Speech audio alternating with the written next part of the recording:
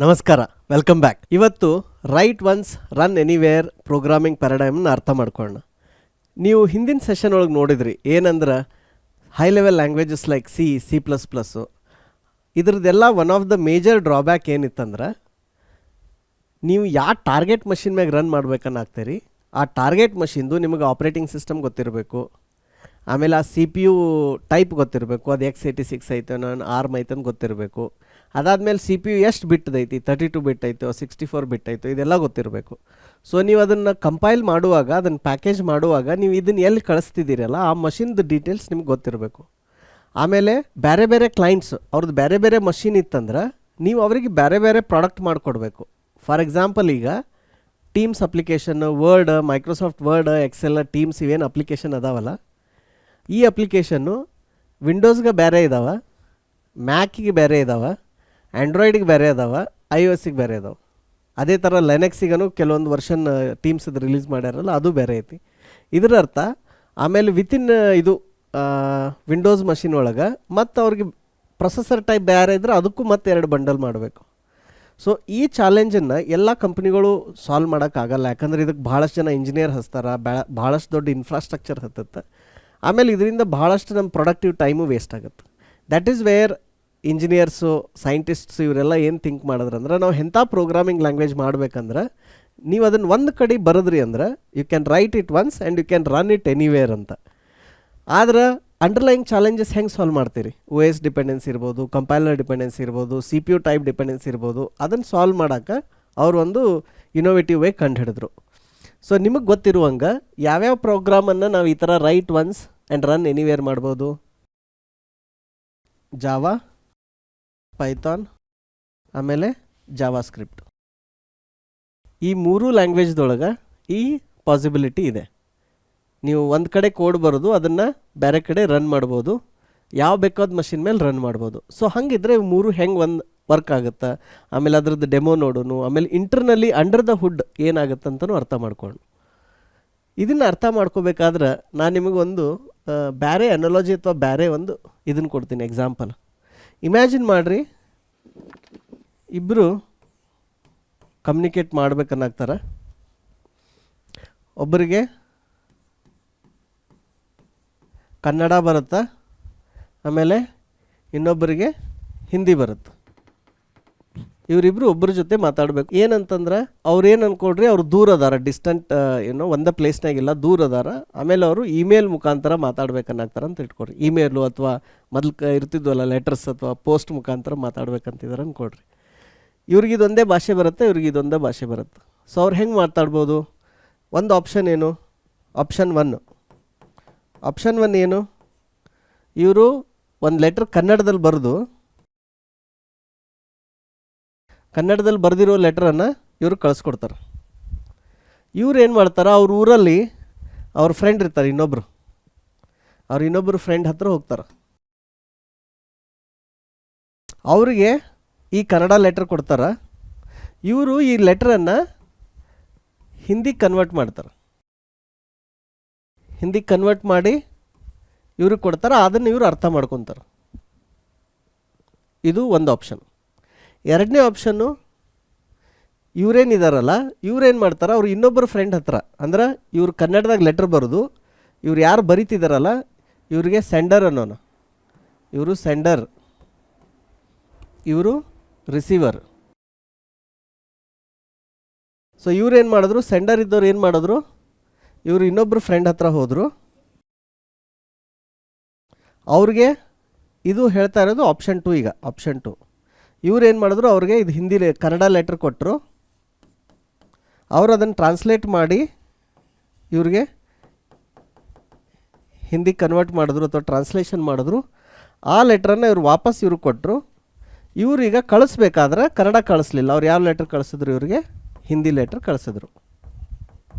ಆವಾಗ ಇವ್ರು ಯಾರು ರಿಸೀವ್ ಮಾಡಿದ್ರಲ್ಲ ಅವ್ರೇನಿದೆ ಡೈರೆಕ್ಟ್ ಅದನ್ನು ಓಪನ್ ಮಾಡಿ ನೋಡ್ಬೋದು. ಸೊ ಒಂದು ಈ ಅನುವಾದ, ಕನ್ನಡದಿಂದ ಹಿಂದಿ ಅನುವಾದ ಎಲ್ಲಾಗ್ಬೋದು, ಯಾರು ರಿಸೀವ್ ಮಾಡ್ತಾರಲ್ಲ ಅವ್ರ ಕಡೆ ಆಗ್ಬೋದು. ಇಲ್ಲಾಂದ್ರೆ ಅದು ಅನುವಾದ ಏನಾಗ್ಬೋದು, ಯಾರು ಇದು ಕಳಿಸ್ತಿದಾರಲ್ಲ ಅವ್ರ ಕಡೆ ಆಗ್ಬೋದು. ಆಯಿತಾ? ಈ ಉದಾಹರಣೆಗೂ ಮತ್ತು ಜಾವಾಕ್ಕೂ ಸಿಗೂ ಏನು ಲಿಂಕ್ ಅಂತ ಕೇಳ್ಬೋದು ನೀವು. ಏನಂತಂದ್ರೆ ಒಂದೇ ಆಪ್ಷನ್ ಏನಿದೆಯಲ್ಲ, ಎಲ್ಲಿ ನಾವು ಕನ್ನಡ ಲ್ಯಾಂಗ್ವೇಜ್ ರಿಸೀವರ್ ಕಳಿಸಿ ಅಲ್ಲಿ ಯಾರು ರಿಸೀವ್ ಮಾಡಿದ್ರು ಅವರು ಅನುವಾದ ಮಾಡಿದ್ರಲ್ಲ, ಆ ಥರ ಎಲ್ಲೆಲ್ಲ ಆಗುತ್ತಂದ್ರೆ ಜಾವಾ, ಪೈಥಾನ್ ಮತ್ತು ಜಾವಾ ಸ್ಕ್ರಿಪ್ಟ್, ಈ ಮೂರು ಲ್ಯಾಂಗ್ವೇಜ್ದೊಳಗೆ ಅದು ಕೋಡ್ ಅಲ್ಲಿ ರಿಸೀವ್ ಆದಮೇಲೆ ಅಲ್ಲಿ ಕನ್ವರ್ಷನ್ ಆಗ್ತೈತಿ, ಅಲ್ಲಿ ಅದರ ಅನುವಾದ ಆಗುತ್ತೆ. ಎದಕ್ಕೆ? High level to binary. So ಏನು ಕನ್ವರ್ಷನ್ ಮಾಡಾಕ್ತೀವಿ ನಾವಿಲ್ಲಿ, ಕನ್ನಡ ಹಿಂದಿ ಮಾಡಾಕ್ತಿಲ್ಲ, ಅದ್ರ ಬದಲು ಏನು ಕನ್ವರ್ಷನ್ ಮಾಡ್ತಿದ್ದೀವಿ, high level language to binary. ಈ ಕನ್ವರ್ಷನ್ನು ರಿಸೀವರ್ ಸೈಡ್ ಆಗುತ್ತೆ ಎದ್ರೊಳಗೆ, ಈ ಮೂರು ಲ್ಯಾಂಗ್ವೇಜ್ ಒಳಗೆ. ಅದೇ ಸಿ ಮತ್ತು C++ ಒಳಗೆ ಅದೆಲ್ಲಿ ಆಗ್ತಿದೆ, ಸೆಂಡರ್ ಹತ್ರ. ಸೆಂಡರ್ ಸೈಡ್ ಏನಾಗ್ತಿದೆ, ಸೆಂಡರ್ ಸೈಡ್ ಹೈ ಲೆವೆಲ್ ಲ್ಯಾಂಗ್ವೇಜಿಂದ ಬೈನರಿಗೆ ಕನ್ವರ್ಟ್ ಆಗ್ತಿದೆ. ಈಗ ಉದಾಹರಣೆಗೆ ಇವರು ಅವ್ರ ಮಿತ್ರ ಇದು ಏನು ಸೆಕೆಂಡ್ ಆಪ್ಷನ್ ಒಳಗೆ ಅವ್ರ ಫ್ರೆಂಡ್ ಏನಾದರೂ ಹಿಂದಿ ಇಲ್ಲ, ನಾಳೆ ಅವ್ರಿಗೆ ಏನಾದರೂ ಬೇರೆ ಭಾಷೆ ಇಂಗ್ಲೀಷ್ ಬೇಕಿತ್ತು, ಬೆಂಗಾಲಿ ಬೇಕಿತ್ತು ಅಂದರೆ ಅವ್ರದ್ದೀಗ 5 ಜನ ಫ್ರೆಂಡ್ಸ್ ಇದಾರೆ ಅಂದ್ಕೊಳ್ರಿ. ಇದು ಇನ್ನೊಂದು ಉದಾಹರಣೆ ನೀವು ಅರ್ಥ ಮಾಡ್ಕೋಬೋದು. ಏನಂದ್ರೆ ಈಗ ಇವ್ರ ಮನ್ಯಾಗ ಒಂದು ಫಂಕ್ಷನ್ ಐತ್ರಿ, ಅವ್ರ ಮನ್ಯಾಗ ಒಂದು ಫಂಕ್ಷನ್ ಇದೆ. ಇವ್ರದ್ದು 5 ಜನ ಫ್ರೆಂಡ್ಸಿಗೆ ಇನ್ವಿಟೇಷನ್ ಕಳಿಸ್ತಿದ್ದಾರೆ.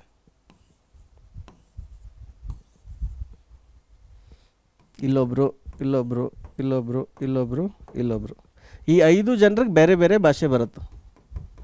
ಒಬ್ಬರಿಗೆ ಹಿಂದಿ ಬರುತ್ತೆ, ಒಬ್ಬರಿಗೆ ಇಂಗ್ಲೀಷು, ಒಬ್ಬರಿಗೆ ತೆಲುಗು, ಒಬ್ಬರಿಗೆ ತಮಿಳು, ಒಬ್ಬರಿಗೆ ಬೆಂಗಾಲಿ. ಆದರೆ ಇವ್ರ ಇನ್ವಿಟೇಷನ್ ಯಾವ ಭಾಷೆ ಒಳಗಿದೆ, ಇವ್ರ ಇನ್ವಿಟೇಷನ್ನು ಕನ್ನಡದಾಗಿದೆ. ಸೊ ಅವ್ರಿಗೆಲ್ಲ ಇಲ್ಲಿ ತಮಿಳ್ನಾಡೊಳಗೆ ಅಥವಾ ಬೆಂಗಾಲ್ದಾಗ ಅಥವಾ ಎಲ್ಲೋ ನಾರ್ತ್ನಾಗ ಕನ್ನಡದವ್ರು ಸಿಗಬೇಕಲ್ಲ, ಅದಕ್ಕೆ ಅವ್ರು ಏನು ಮಾಡಬೇಕಾಗತ್ತೆ, ಇದನ್ನೆಲ್ಲ ಕನ್ನಡದಾಗ ಇದ್ದಿದ್ದನ್ನು ಈ ಭಾಷೆಗಳಿಗೆ ಅದನ್ನು ಕನ್ವರ್ಟ್ ಮಾಡಿನ ಅಲ್ಲಿ ಕಳಿಸ್ಬೇಕಾಗತ್ತೆ. ಅವಾಗ ಅವ್ರು ಅದನ್ನು ಅರ್ಥ ಮಾಡ್ಕೊತಾರೆ. ಈ ಥರ ಅಲ್ಲಿ ಟಾರ್ಗೆಟ್ ನಿಮ್ಮದು ಎಲ್ಲೈತಿ ಡೆಸ್ಟಿನೇಷನ್, ಆ ಭಾಷೆಗೆ ಅರ್ಥ ಆಗೋ ಥರ ಕನ್ವರ್ಟ್ ಮಾಡಿ ಕಳಿಸೋದೇನೈತಲ್ಲ, ಇದಕ್ಕೇನಂತಾರೆ, you are preparing binary language at the source. So ಈ ಥರ ಲ್ಯಾಂಗ್ವೇಜ್ಗಳು ಯಾವ್ಯಾವ್ದು ವರ್ಕ್ ಆಗುತ್ತೆ, ಇದು C++, ಈ ಎಲ್ಲ ಲ್ಯಾಂಗ್ವೇಜ್ ಒಳಗೆ ಈ ಥರ ಸೋರ್ಸ್ ಒಳಗನ ನಾವೇನು ಮಾಡ್ತೀವಿ, ಅದನ್ನು ಡೆಸ್ಟಿನೇಷನ್ಗೆ ಅರ್ಥ ಆಗೋ ಥರ ಕನ್ವರ್ಟ್ ಮಾಡಿ ಕಳಿಸ್ತೀವಿ. ಅದೇ ಪೈಥಾನು, ಜಾವಾ ಸಿ ಒಳಗೆ ಈ ಥರ ಕನ್ವರ್ಷನ್ ಮಾಡೋ ಅವಶ್ಯಕತೆ ಇಲ್ಲ. ಸೊ ಇವರು ಇಲ್ಲಿ ಏನಂದ್ರೆ, ಇವರು ಹಿಂದಿದವ್ರ ಹತ್ರನೂ ಒಬ್ಬರು ಕನ್ನಡ ಟ್ರಾನ್ಸ್ಲೇಟರ್ ಅದಾರ, ಇಂಗ್ಲೀಷ್ದವ್ರ ಹತ್ರನೂ ಒಬ್ಬರು ಕನ್ನಡ ಟ್ರಾನ್ಸ್ಲೇಟರ್ ಇರ್ತಾರೆ, ತೆಲುಗುದವ್ರ ಹತ್ರನೂ ಒಬ್ಬರು ಕನ್ನಡ ಟ್ರಾನ್ಸ್ಲೇಟರ್ ಇರ್ತಾರೆ, ತಮಿಳ್ದವ್ರ ಹತ್ರ ಒಬ್ರು ಇರ್ತಾರೆ, ಇಲ್ಲೊಬ್ರು ಇರ್ತಾರೆ. ಒಂದು ಅಬ್ಸರ್ವ್ ಮಾಡಿರಿ, ಟ್ರಾನ್ಸ್ಲೇಟರ್ ಬೇಕಾ ನಿಮಗೆ? High level to low level manage ಮಾಡೋಕ್ಕೆ ಟ್ರಾನ್ಸ್ಲೇಟರ್ ಇಲ್ಲದೆ ಕೆಲಸ ಆಗಲ್ಲ. ಇಲ್ಲೂ ಈ ಉದಾಹರಣೆ ಒಳಗೂ ನೀವು ಇಲ್ಲೇ ಆದರೂ ಟ್ರಾನ್ಸ್ಲೇಟರ್ ಬೇಕು ನಿಮಗೆ. ಇಲ್ಲೇ ಸೆಂಡರ್ ಹತ್ರ ಆದರೂ 5 ಜನ ಬೇಕೇ ಬೇಕಿಲ್ಲಿ, ಕರೆಕ್ಟಾ? ಇಲ್ಲಾದರೂ ಬೇಕು, ಇಲ್ಲ ಅಂದ್ರೆ ರಿಸೀವರ್ ಹತ್ರ ಆದರೂ ಬೇಕು. ಇದ್ರದ್ದು ಅಡ್ವಾಂಟೇಜ್ ಏನಂದ್ರೆ, ಯಾರು ಪ್ರೋಗ್ರಾಮ್ ಡೆವಲಪ್ ಮಾಡ್ತಿದ್ದಾರಲ್ಲ ಅವರು ತಲೆ ಕೆಡಿಸ್ಕೋ ಅವಶ್ಯಕತೆ ಇಲ್ಲ. ನಾಳೆ ಇದನ್ನು ಯಾರು ಯೂಸ್ ಮಾಡ್ತಾರೆ, ನಾಳೆ ಇದನ್ನು ಯಾರು ರೀಡ್ ಮಾಡ್ತಾರೆ, ಅವರು ಅದ್ರ ಬಗ್ಗೆ ಚಿಂತೆ ಮಾಡೋ ಅವಶ್ಯಕತೆ ಇಲ್ಲ. ಅವ್ರು ಆ ಕೋಡಲ್ಲಿ ಕಳಿಸ್ಬಿಡ್ಬೋದು. ಇಲ್ಲಿ ಈಗಿಷ್ಟು ಭಾಷೆ ಇದಾವೆ, ನಾಳೆ ಇನ್ನೂ ಹೊಸ ಭಾಷೆಗೆ ಏನಂದ್ರೆ ಸಪೋರ್ಟ್ ಮಾಡ್ಬೇಕಂದ್ರೆ ಅಂತ ತಿಳ್ಕೊರಿ. ಅವಾಗ ಅವರು ಈ ಥರ ಒಂದು ಟ್ರಾನ್ಸ್ಲೇಟರ್ ಬರಿಬೇಕಷ್ಟ. ಆ ಟ್ರಾನ್ಸ್ಲೇಟರ್ ಬರೆದ್ರಂದ್ರೆ ವರ್ಕ್ ಆಗುತ್ತೆ. ಸೊ ಹೀಗಾಗಿ ಏನೇನು ಹೊಸ ಪ್ರೊಸೆಸರ್ಗಳು ಬರತ್ತವ, ಆಪ್ರೇಟಿಂಗ್ ಸಿಸ್ಟಮ್ ಬರತ್ತವ, ಅವರೆಲ್ಲರೂ ಏನು ಮಾಡಾಕ್ತಾರೆ, ಆ ಪೈಥಾನದ್ದು high level language to machine level language convert ಮಾಡುವಂಥ ಟ್ರಾನ್ಸ್ಲೇಟರನ್ನು ರೆಡಿ ಮಾಡಾಕ್ತಾರೆ. ನೀವು ಪೈಥಾನದ ವೆಬ್ಸೈಟ್ ಒಳಗೆ ಹೋದ್ರಿ ಅಂದ್ರೆ ಅದನ್ನ ನೋಡ್ತೀರಿ ನೀವು, ಆ ಥರ ಬೇರೆ ಬೇರೆ ಪ್ಲ್ಯಾಟ್ಫಾರ್ಮಿಗೆ ಈ ಥರ ಟ್ರಾನ್ಸ್ಲೇಟರ್ಸ್ ಅವೈಲಬಲ್ ಇರ್ತಾರೆ. ಸೊ ಈಗ ನಮ್ಮ ಸ್ಪೆಸಿಫಿಕ್ ಉದಾಹರಣೆ ಕೊಡಬೇಕಾದ್ರೆ ನಾವೇನಾಗ್ತೈತಿ, ಯಾವಾಗ ನಾವು ಪೈಥಾನ್, ಜಾವಾ ಮತ್ತು ಜಾವಾ ಸ್ಕ್ರಿಪ್ಟ್ ಕೋಡ್ ಬರಿತೀವಲ್ಲ, ಈ ಬರೆದಿರೋ ಕೋಡು ನೀವು ಯಾವ್ಯಾವ್ದು ಬೇರೆ ಬೇರೆ ಮಷಿನ್ಗೆ ಹೋಗುತ್ತೆ. ಲೆಟ್ಸೆ ಇದು ವಿಂಡೋಸ್ 32 ಬಿಟ್, ಇದು ವಿಂಡೋಸ್ 64 ಬಿಟ್, ಅದರೊಳಗೂ ಇದು x86 ಸಿ ಪಿ ಯು, ಇದು x86 ಸಿ ಪಿ ಯು. ಆಮೇಲೆ ಮತ್ತೆ ಬಂದರೆ ಅಂದ್ರೆ ವಿಂಡೋಸ್ದು ಆರ್ಮ್ ಪ್ರೊಸೆಸರ್. ಇದೇ ರೀತಿ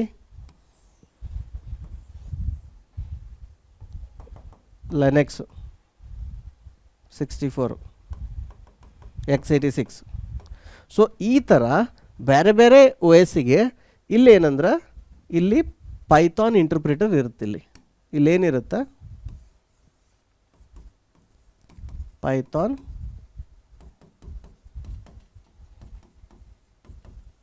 ಇಲ್ಲೊಂದು ಪೈಥಾನ್ ಇಂಟರ್ಪ್ರಿಟರ್ ಇರುತ್ತೆ. ಸೊ ಈ ಎಲ್ಲ ಪ್ರತಿಯೊಂದು ಪ್ಲ್ಯಾಟ್ಫಾರ್ಮ್ಗೆ ಪೈಥಾನ್ ಇಂಟರ್ಪ್ರಿಟರ್ ಇರುತ್ತೆ.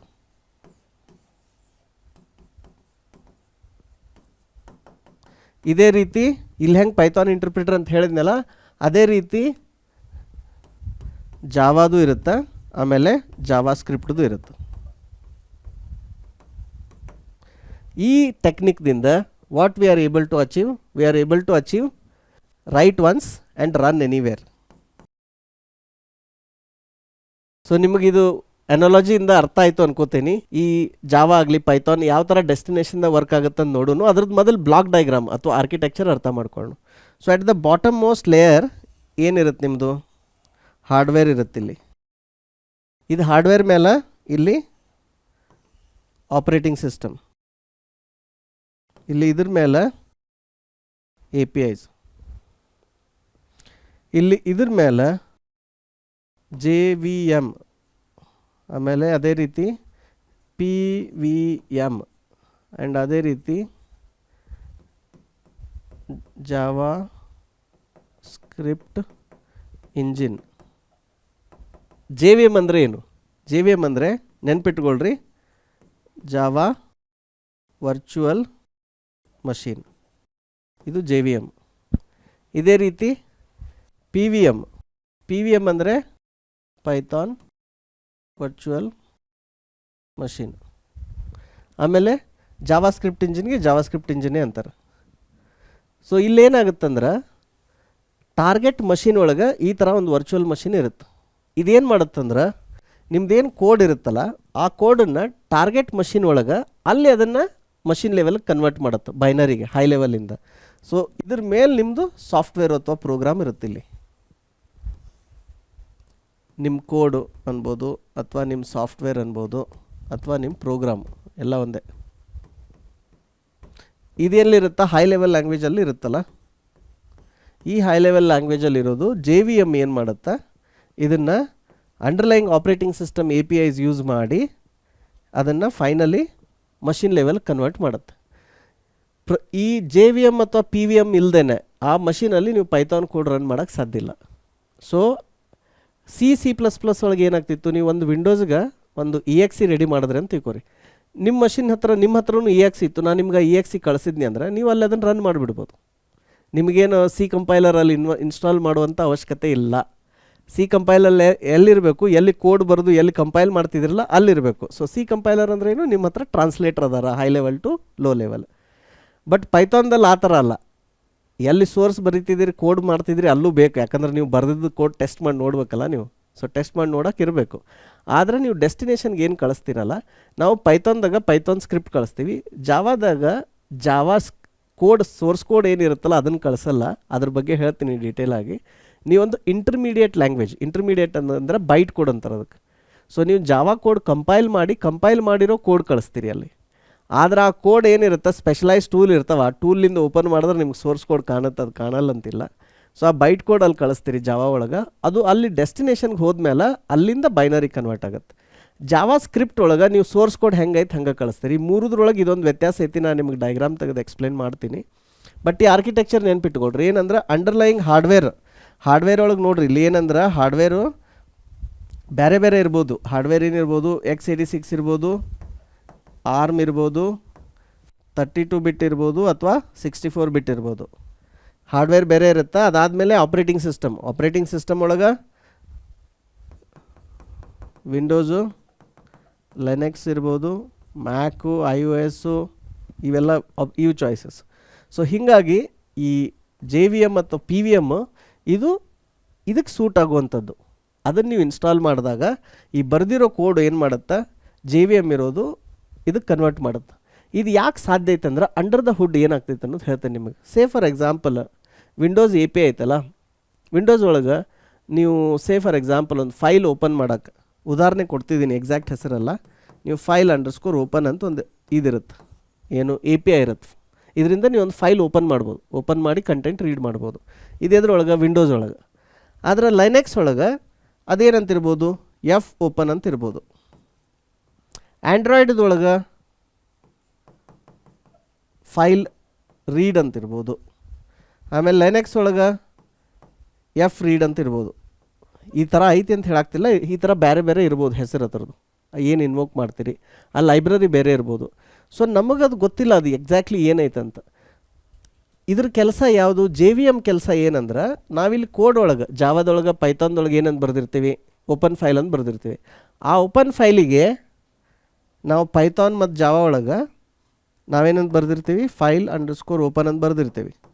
ಸೊ ಈ ಜೆ ವಿ ಎಮ್ ಅಥವಾ ಪಿ ವಿ ಎಮ್ ಏನು ಮಾಡುತ್ತಾ, ಆ ಡೆಸ್ಟಿನೇಷನ್ ಆಪ್ರೇಟಿಂಗ್ ಸಿಸ್ಟಮ್ದಾಗ ಅಲ್ಲಿ ಏನು ಮೆಥಡ್ ಇದೆ ಆ ಮೆಥಡ್ಗೆ ಇದನ್ನು ಮ್ಯಾಪ್ ಮಾಡುತ್ತೆ. ಇದನ್ನು ಅದಕ್ಕಾಗಿ ಯಾರು ಕೋಡ್ ಬರೀತಿದ್ದಾರೆ ಅವ್ರು ಅದ್ರ ಬಗ್ಗೆ ತಲೆ ಕೆಡಿಸ್ಕುವಂಥ ಅವಶ್ಯಕತೆ ಇಲ್ಲ. ಓ ಅಲ್ಲಿ ಏನೈತಿ ಎ ಪಿ ಐ ಹೆಸರು, ಅದನ್ನು ಎಕ್ಸಾಕ್ಟ್ಲಿ ನಾ ಹೆಂಗೆ ಕಾಲ್ ಮಾಡಬೇಕು. ಸೊ ಈ ಕನ್ವರ್ಷನನ್ನು ಅಂದರೆ ನೀವು ಬರೆದಿರೋ ಪೈಥಾನ್ ಜಾವಾ ಕೋಡನ್ನು ಡೆಸ್ಟಿನೇಷನ್ ಆಪ್ರೇಟಿಂಗ್ ಸಿಸ್ಟಮ್ದು ಎ ಪಿ ಐ ಹೆಸರು ಜೊತೆ ಮ್ಯಾಪ್ ಮಾಡೋ ಕೆಲಸ ಯಾರ್ದು, ಈ ವರ್ಚುವಲ್ ಮಷೀನ್ದು, ಜೆ ವಿ ಎಮ್ದು, ಪಿ ವಿ ಎಮ್ದು. ಇದು ಒಂದು ಕೆಲಸ. ಎರಡನೇದೇನು, ಈಗ ಫಸ್ಟ್ ಏನು ಮಾಡೋನು, ಜಾವಾ ಹೆಂಗೆ ವರ್ಕ್ ಆಗುತ್ತೆ ಅಂತ ನೋಡೋಣ. ಸೊ ಜಾವಾ ಒಳಗೆ ಏನಾಗುತ್ತೆ, ನೀವು ಫಸ್ಟು ಜಾವಾ ಕೋಡ್ ಬರೆದ್ರಿ, ನಿಮ್ಮದು ಕೋಡ್ ಡಾಟ್ ಜಾವಾ ಫೈಲ್ ಆಯಿತಾ. ಇದು ಬರೆದಿದ್ದನ್ನು ನಾವು ಜನರಲಿ ಏನು ಮಾಡ್ತೀವಿ, ಜಾವಾ ಬಿಲ್ಡ್ ಮಾಡ್ತೀವಲ್ಲ ಅಪ್ಲಿಕೇಶನ್ನ, ಆವಾಗ ಇಂಟರ್ಮೀಡಿಯೇಟ್ ಕೋಡ್ ಜನ್ರೇಟ್ ಆಗುತ್ತೆ. ಅದಕ್ಕೇನಂತಾರೆ, ಬೈಟ್ ಕೋಡ್ ಅಂತಾರೆ. ಸೊ ನೀವು Java libraries dot R A R extension ಇರುತ್ತೆ, ಅದ್ರ ಬಗ್ಗೆ ಮುನ್ನ ಸೆಷನ್ಸ್ ಒಳಗೆ ಹೇಳ್ತೀನಿ. ಈ ಬೈಟ್ ಕೋಡ್ ಅಂದರೆ ಇಂಟರ್ಮೀಡಿಯೇಟ್ ಕೋಡ್. ಇದು ಈ ಇಂಟರ್ಮೀಡಿಯೇಟ್ ಕೋಡ್ ಜನ್ರೇಟ್ ಆಗುತ್ತೆ. ಈ ಇಂಟರ್ಮೀಡಿಯೇಟ್ ಕೋಡ್ ಇದೆಯಲ್ಲ, ಇದು ಮಷೀನ್ ಇಂಡಿಪೆಂಡೆಂಟ್ ಇರುತ್ತೆ. ಇದು ಈ ಇಂಟರ್ಮೀಡಿಯೇಟ್ ಕೋಡು ಮಷೀನ್ ಇಂಡಿಪೆಂಡೆಂಟ್. ಇದರ ಅರ್ಥ ಈ ಬೈಟ್ ಕೋಡ್ಗೆ ಮಷೀನ್ಗೆ, ಅಂಡರ್ಲೈಯಿಂಗ್ ಮಷೀನ್ಗೆ ಏನೂ ಸಂಬಂಧ ಇಲ್ಲ. ಅದು it is the agnostic of the underlying machine ಇರುತ್ತೆ. ಇದನ್ನು ನಾವು ನೆಕ್ಸ್ಟ್ ಯಾರು ಕೊಡ್ತೀವಿ, ಇದು ನಾವು ಫೈನಲಿ ಡೆಸ್ಟಿನೇಷನ್ ಎಲ್ಲಿ ರನ್ ಮಾಡಬೇಕಲ್ಲ ಅಲ್ಲಿ ಹೋದ್ಮ್ಯಾಗ ಇದು ಜಾವಾ ವರ್ಚುವಲ್ ಮಷೀನ್ ಕೊಡ್ತೀವಿ. ಈ Java to Java byte code ಮಾಡ್ತೀವಲ್ಲ, ಇದಕ್ಕೆ ಕಂಪೈಲೇಷನ್ ಅನ್ಬೋದು ನಾವು. ಸೊ ಜಾವಾ ಕಂಪೈಲರ್ಗೂ ಸಿ ಕಂಪೈಲರ್ಗೂ ಏನು ಡಿಫ್ರೆನ್ಸ್ ಅಂದ್ರೆ, C compiler high level language to binary convert ಮಾಡುತ್ತಾ, ಜಾವಾ ಕಂಪೈಲರು ಹೈ ಲೆವೆಲ್ ಲ್ಯಾಂಗ್ವೇಜಿಂದ ಬೈಟ್ ಕೋಡ್ ಕನ್ವರ್ಟ್ ಮಾಡುತ್ತೆ. That is the major difference. ಅದಾದಮೇಲೆ ಈ ಬಂದಿರುವಂಥ ಬೈಟ್ ಕೋಡನ್ನು ಜಾವಾ ವರ್ಚುವಲ್ ಮಷೀನು ರನ್ ಮಾಡುವಾಗ ಬೈಟ್ ಕೋಡಿಂದ ಇದನ್ನು ಬೈನರಿ ಕನ್ವರ್ಟ್ ಮಾಡುತ್ತೆ. ಬೈನರಿ ಕನ್ವರ್ಟ್ ಆದಮೇಲೆ ಫೈನಲಿ ಇಲ್ಲಿಂದ ಈ ಕೋಡು ಆಪ್ರೇಟಿಂಗ್ ಸಿಸ್ಟಮ್ಗೆ ಹೋಗುತ್ತಾ, ಆಪ್ರೇಟಿಂಗ್ ಸಿಸ್ಟಮಿಂದ ಸಿ ಪಿ ಯುಗೆ ಹೋಗುತ್ತಾ, ಸಿ ಪಿ ಯು ಒಳಗೆ ನೀವು ಬರೆದಿರೋ ಕೋಡು ಎಕ್ಸಿಕ್ಯೂಟ್ ಆಗುತ್ತೆ. ಸೊ ಇದ್ರೊಳಗೆ ಈ ಬರೆದಿರೋ ಕೋಡು ಮತ್ತು ಇದು ಬೈಟ್ ಕೋಡ್ ಇದೆಯಲ್ಲ, ಇದು ಒಂದು ಬೇರೆ ಮಷೀನ್ ಒಳಗಿದೆ, ಇದು ಒಂದು ಬೇರೆ ಮಷೀನ್ದೊಳಗೆ ಆಗ್ಬೋದು. ಇದು ಸೋರ್ಸು, ಇದು ಡೆಸ್ಟಿನೇಷನ್. ಈ ಟೆಕ್ನಿಕ್ ಯೂಸ್ ಮಾಡಿ ಜಾವಾನ ಏನು ಮಾಡಿದ್ರು ಅಂದ್ರೆ ಒಂದು ಪ್ಲ್ಯಾಟ್ಫಾರ್ಮ್ ಇಂಡಿಪೆಂಡೆಂಟ್ ಕೋಡಾಗಿ ಮಾಡಿದ್ರು. ಹೀಗಾಗಿ ಜಾವಾ ಆ ಲೆಕ್ಕನಾಗ ಫೇಮಸ್ ಆಯಿತು. ಜಾವಾ ಆಗಲಿ, ಜಾವಾ ಸ್ಕ್ರಿಪ್ಟ್ ಆಗಲಿ, ಪೈಥಾನ್ ಆಗಲಿ. ಯಾಕಂದರೆ ಇದು ಪ್ಯಾಕೇಜ್ ಮಾಡಿ ಕಳಿಸೋದು ಭಾಳ ಹೆಡ್ಡೇಕ್ ಆಗಿತ್ತು ಸಾಫ್ಟ್ವೇರ್ ಇಂಡಸ್ಟ್ರಿಗೆ. ಆದರೆ ಇದರೊಳಗೆ ಏನೊಂದು ಕಾಂಪ್ರಮೈಸ್ ಏನಾಯ್ತು ಹೇಳ್ರಿ, ಏನು ಡ್ರಾಬ್ಯಾಕ್ ಈಗ ಇದನ್ನು ನೋಡಿದ್ರೆ ಹೌದಲ್ಲ ಇದು ಎಷ್ಟು ಚಲೋ ಐತಿ, ಹಿಂಗೆ ಮಾಡಬೇಕಲ್ಲ ಅಂತ ಅನ್ಸುತ್ತೆ. But there is a drawback here. What is the drawback? ಇದ್ರದ್ದು ಏನು ಲಿಮಿಟೇಷನ್ ಏನು? To gain something you have to lose something ಅಂತಾರಲ್ಲ. ಸೊ ಅದು ಆ ಥರ ಆಗೈತಿ ಇದ್ರೊಳಗೆ. ಥಿಂಕ್ ಮಾಡಿರಿ 2 ನಿಮಿಷ ಏನಂತ. What is that we last? The answer is V last speed. We made it slower. So C++ ಅಷ್ಟು ಫಾಸ್ಟ್ ಯಾವ ಲ್ಯಾಂಗ್ವೇಜ್ದಾಗ ಬರೆದ ಕೋಡು ರನ್ ಆಗಲ್ಲ. ಅದಕ್ಕೆ ನಾವು ರಾಕೆಟ್ ಲಾಂಚ್ ಮಾಡುವಾಗ ಚಂದ್ರನ ಮೇಲೆ ಮೂನ್ ರೋವರ್ ಅಥವಾ ಲ್ಯಾಂಡರ್ ಕಳಿಸ್ತೀವಲ್ಲ ಅದಿರ್ಬೋದು, ಅಥವಾ ಡ್ರೈವಿಂಗ್ ಕಾರ್ಸದ್ದು ನ್ಯಾವಿಗೇಷನ್ ಸಿಸ್ಟಮ್ಸು, ಈ ಥರ ವೆರಿ ವೆರಿ ಕ್ರಿಟಿಕಲ್ ಸಿಸ್ಟಮ್ಸ್ ಅದಾವಲ್ಲ ಅದನ್ನೆಲ್ಲ C++ನಾಗ ಬರೀತಾರೆ. ಈಗ ಉದಾಹರಣೆಗೆ ನೀವು ಒಂದು ರಾಕೆಟ್ ಲಾಂಚ್ ಮಾಡ್ತಿದ್ದೀರಿ, ಒಂದೇನೋ ಮಾರ್ಸ್ ಲ್ಯಾಂಡರು 3 ಲ್ಯಾಂಡರ್ ಮಿಷನ್ ಮಾಡ್ತಿದ್ದೀರಿ, ಅದ್ರಾಗ ನೀವು ಜಾವಾ ಯೂಸ್ ಮಾಡಿದ್ರಿ ಅಂದ್ರೆ ಅವಾಗ ಅದು ಕೋಡ್ ಏನಾಗ್ಬೋದು, ರನ್ ಆಗಕ್ಕೆ ಸ್ಲೋನೆಸ್ ಬರ್ಬೋದು ಅದರೊಳಗೆ. ಇನ್ನೊಂದು ರೀಸನ್ ಐತಿ ಗಾರ್ಬೇಜ್ ಕಲೆಕ್ಷನ್ ಅಂತ, ಅದ್ರ ಬಗ್ಗೆ ಆಮೇಲೆ ಹೇಳ್ತೀನಿ. ಅದು ಒಂದು ರೀಸನ್ ಐತಿ ಯಾಕೆ ಅದನ್ನು ಯೂಸ್ ಮಾಡಲ್ಲ ಅಂತ. ಬಟ್ ಈ ಥರ ಮಿಷನ್ ಕ್ರಿಟಿಕಲ್ ಏನು ಸಿಸ್ಟಮ್ ಅದಾವಲ್ಲ ವರ್ಡ್ನ್ಯಾಗ, ಆ mission critical system where you need very good performance, ಅಲ್ಲೆಲ್ಲ C++ ಯೂಸ್ ಮಾಡ್ತೀವಿ. ನಿಮಗೊಂದು ಕೇಳಿ ಭಾಳಷ್ಟು ಅದ್ಭುತ ಅನ್ನಿಸ್ಬೋದು. ಏನಂತಂದ್ರೆ ಪೈಥಾನ್ ಲ್ಯಾಂಗ್ವೇಜ್ದು ಏನು ಇಂಟರ್ಪ್ರಿಟರ್ ಐತಲ್ಲ, ಆ ಇಂಟರ್ಪ್ರಿಟರ್ ಬರೆದಿದ್ದು C ಲ್ಯಾಂಗ್ವೇಜ್ನಾಗ. ನೀವು ಪೈಥಾನ್ ಇನ್ಸ್ಟಾಲ್ ಮಾಡ್ತಿರಲ್ಲ ಅವಾಗ ನೀವು ನೋಡ್ರಿ ಅಲ್ಲಿ ಹೋಗಿ ನಿಮಗೆ ಪೈಥಾನ್ದು ಅದು C ಇಂಟರ್ಪ್ರಿಟರ್ದು ಹೆಡರ್ ಫೈಲ್ಸ್ ಕಾಣ್ತಾವೆ. So Python language is developed in C language because you want your interpreter to be fast ಅಲ್ಲ. ಅದೇ ರೀತಿ ನಿಮಗೆ ಉದಾಹರಣೆ ಕೊಡೋದಾದ್ರೆ SQL ಸರ್ವರ್ ಇರ್ಬೋದು, ಆಮೇಲೆ ಇದು ವಿಂಡೋಸ್ ಆಪ್ರೇಟಿಂಗ್ ಸಿಸ್ಟಮ್ದು ಅದ್ರದ್ದೇನು ಕರ್ನಲ್ ಐತಲ್ಲ ಆ ಕರ್ನಲ್ ಅದೆಲ್ಲ ಸಿದಾಗ ಬರ್ದಾರ. ಬಹಳಷ್ಟು ಎಲ್ಲೆಲ್ಲಿ ಭಾಳ ಹೈ ಪರ್ಫಾರ್ಮೆನ್ಸ್ ಸಾಫ್ಟ್ವೇರ್ ಬೇಕಲ್ಲ ಅದನ್ನೆಲ್ಲ ಇನ್ನೂ ಆದರೂ C++ನಾಗ ಬರೀತಾರೆ. ಸೊ ನನಗೆ ಕೆಲವೊಬ್ಬರು ವಿದ್ಯಾರ್ಥಿಗಳು ಕೇಳ್ತಾರೆ ಏನಂದ್ರೆ, ಸರ್ C++ ಹೋಯ್ತಲ್ರಿ ಅದು it is like a dead language ಅಂತಾರೆ, which is not true. So still there is segment, specially system software ಅಂತಾರಲ್ಲ, ಆ ಸಿಸ್ಟಮ್ ಸಾಫ್ಟ್ವೇರ್ ಒಳಗೆ ಆಮೇಲೆ drivers, best example is device drivers. ಆಮೇಲೆ ನೆಟ್ವರ್ಕಿಂಗ್ದು, ಈಗ ಸಿಸ್ಕೋದಾಗ ಅದು ಯಾರ್ಯಾರು ವರ್ಕ್ ಮಾಡ್ತಾರೆ, ಜುನಿಫರ್ ನೆಟ್ವರ್ಕ್ಸ್, ಸಿಸ್ಕೋದಾಗ ಕೇಳ್ರಿ ಅವ್ರು ಯಾರ್ಯಾರು ನೆಟ್ವರ್ಕಿಂಗ್ ಸಾಫ್ಟ್ವೇರ್ ಬರೀತಾರಲ್ಲ ಅಲ್ಲೆಲ್ಲ ಭಾಳ ಸ್ಪೀಡ್ ಬೇಕು ನಿಮಗೆ. ಅಲ್ಲಿ ಸ್ಪೀಡ್ ಬೇಕಾದಲ್ಲೆಲ್ಲ C++ ಯೂಸ್ ಮಾಡ್ತಾರೆ. ಆಮೇಲೆ ನೀವು ಯೂಸ್ ಮಾಡುವಂಥ ವಿಂಡೋಸ್ದು ಎಕ್ಸೆಲ್, ವರ್ಡ್, ಪವರ್ ಪಾಯಿಂಟ್ ಅದರೊಳಗೆ ಕೆಲವೊಂದು ಲೋವರ್ ಲೆವೆಲ್ ಕಾಂಪೊನೆಂಟ್ಸ್ ಎಲ್ಲ C ಒಳಗನ ಬರ್ತಾರೆ. ಮುಂದೆ ಸುಮಾರು ಜನ ಟ್ಯಾಲಿ ಯೂಸ್ ಮಾಡ್ತಿರ್ಬೋದು ನೀವು, ಅಥವಾ ನೀವು ನೋಡಿರ್ತೀರಿ ಟ್ಯಾಲಿ ಯೂಸ್ ಮಾಡೋದು ಎಲ್ಲರ ಅಂಗಡಿಗೆ ಹೋದಾಗ ಬಿಲ್ಲಿಂಗಿಗೆ ಯೂಸ್ ಮಾಡ್ತಿರ್ತಾರಲ್ಲ, ಅದ್ರದ್ದು ಸುಮಾರಷ್ಟು ಅಂಡರ್ಲೈಯಿಂಗ್ ಲೋವರ್ ಕಾಂಪೊನೆಂಟ್ಸ್ ಎಲ್ಲ C++ ಒಳಗೆ ಬರ್ತಾರೆ. ಸೊ ನಿಮಗೆ ಎಲ್ಲಿ ಸ್ಪೀಡ್ ಬೇಕಲ್ಲ, ಹೈ ಸ್ಪೀಡ್ ಬೇಕಲ್ಲ, ಅಲ್ಲಿ we use C++. Okay, of course CPU ಮತ್ತು ಪ್ರೊಸೆಸರ್ಸ್ ಎಲ್ಲ ಭಾಳ ಫಾಸ್ಟ್ ಆಗತ್ತಾವೆ ಈಗ, ಅದೆಲ್ಲ ಆಗಾಗ್ತಾವೆ. ಅಂದರೂ there is a difference between Java and C. ಆಮೇಲೆ ಇದ್ರೊಳಗೆ ಇನ್ನೊಂದು ಪ್ರಾಬ್ಲಮ್ ಇದೆ. ಏನು ಪ್ರಾಬ್ಲಮ್ ಅಂದ್ರೆ, ಪ್ರತಿ ಸರಿ ಆ ಬೈಟ್ ಕೋಡನ್ನು ಅದನ್ನು ಕನ್ವರ್ಟ್ ಮಾಡುತ್ತಲ್ಲ, ಅದು ಕನ್ವರ್ಟ್ ಮಾಡ್ತಾರಲ್ಲ ಅದಕ್ಕೆ ಏನಂತಾರಂದ್ರೆ ಇಂಟರ್ಪ್ರಿಟರ್ ಅಂತಾರೆ, ಜಾವಾ ಇಂಟರ್ಪ್ರಿಟರ್ ಅಂತಾರೆ. ಅದೊಂದು ನೆನ್ಪಿಟ್ಕೋರಿ, ಜಾವಾ ಇಂಟರ್ಪ್ರಿಟರ್. ಸೊ ಇದೇನು ಮಾಡುತ್ತೆ ಜಾವಾ ಇಂಟರ್ಪ್ರಿಟರು, ಈ ಬೈಟ್ ಕೋಡ್ ಇದ್ದದ್ದನ್ನು ಮಷಿನ್ ಕೋಡ್ ಕನ್ವರ್ಟ್ ಮಾಡುತ್ತೆ.